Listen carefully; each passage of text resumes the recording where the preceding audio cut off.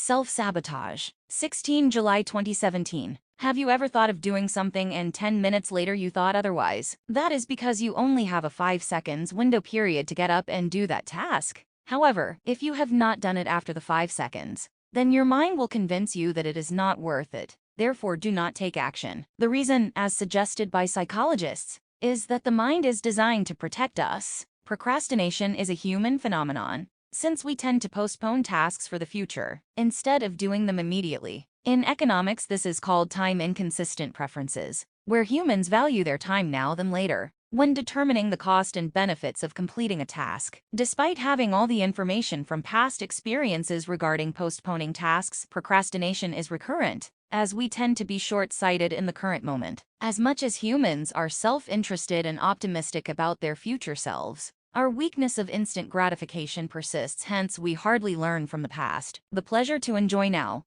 far outweighs the pleasure to enjoy in future. Adam Smith discussed the battle between our passions and our impartial spectator in his book, The Theory of Moral Sentiments. Essentially, self-control is about conflict between what we intend to do and what we end up doing instead. Thus, I beg the question, is there a way of solving the conflict of self-control? Can I make a plan and stick to it without self-sabotaging? Richard Thaler, the author of the book Misbehaving, found 2 important tools that people could use to confront self-sabotage. The first tool is altering the environment so that it helps you achieve the intended outcome. This is called the commitment strategy. That involves limiting own choices to prevent self-destruction and removing the cues that would tempt you to self-destruct. The idea is when something is out of sight, it can be out of mind, because too many choices or options become paralyzing, which distract you from making decisions. In the book The Tipping Point, Malcolm Gladwell discusses the power of context, which is how the environment can have a dramatic impact in shaping outcome. He says that human beings are a lot more sensitive to their environment than they may seem.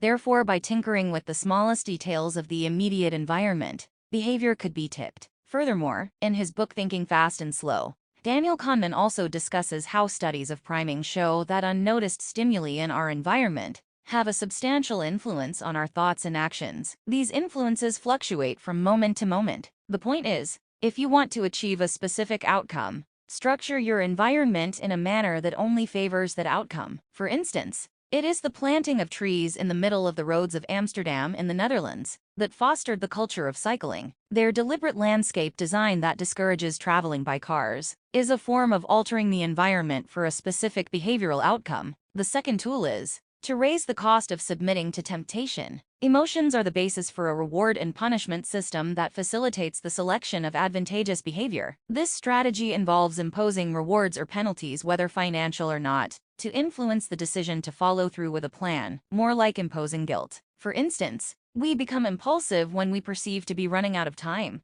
but procrastinate when we think we still have time. Impulsive behavior is, for example, more prevalent amongst sales personnel, traders, or property flippers, due to the need to break even or make up for previous losses. Decisions individuals tend to make when they perceive to be running out of time result in self-sabotaging, as they foster instant gratification. The solution is rewarding yourself by relishing the prospect of the benefits that will be enjoyed for resisting instant gratification. This means that resisting instant gratification requires remembering that time is on your side, therefore condition yourself to slow down in order to avoid risk of momentary impulsion. Essentially, this deferral becomes associated with pleasure, thus encourages advantageous behavior. Therefore, reward the pleasure of waiting. According to Richard Thaler, the only circumstances in which you would want to commit yourself to your planned course of action is when you have good reason to believe that if you change your preferences later, this change of preferences will be a mistake. So, if the cost of not following through with the plan outweighs sticking to the plan,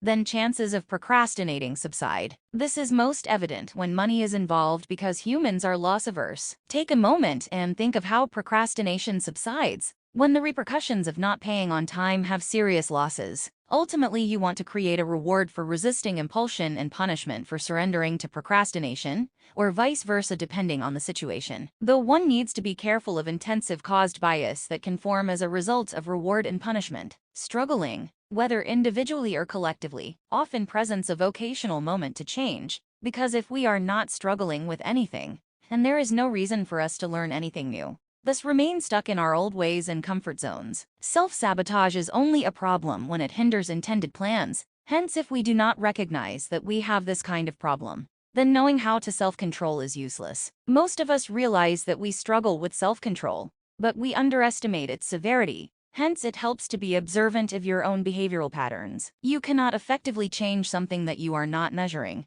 Hence, it is important to take stock of your progress. After all, self-control requires attention and effort. When you are aware of a problem, then you are able to recognize it when it arises, and act in a manner that suppresses it, so that its reoccurrence does not hinder your intended plan anymore. Such awareness helps you set up mechanisms to do things better. In conclusion, self-sabotage can be mitigated through learning how to self-control and adjusting the environment to favor desired outcomes. It is a normal human condition and not as severe as stress, though the two can coexist or trigger each other. The limitation of economics in general is its focus on normal conditions and avoidance of extreme cases, which poses vast opportunity for further research on extreme phenomena, like how meteorologists prioritize studying hurricanes more than sunny skies. Nonetheless, I hope reading this article has at least enlightened you to a universal predicament we all share.